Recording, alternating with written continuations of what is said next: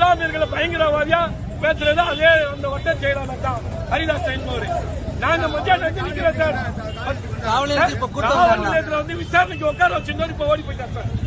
காவல் நிலையத்தில் வந்து விசாரணைக்கு உட்கார்ந்து ஓடி போயிட்டார். இந்த மாதிரிதான் ஒரு விசாரணை கைதிகளா காவலர் ஆய்வாளரோ இல்ல காவலர்களோ எழுப்பாங்களா?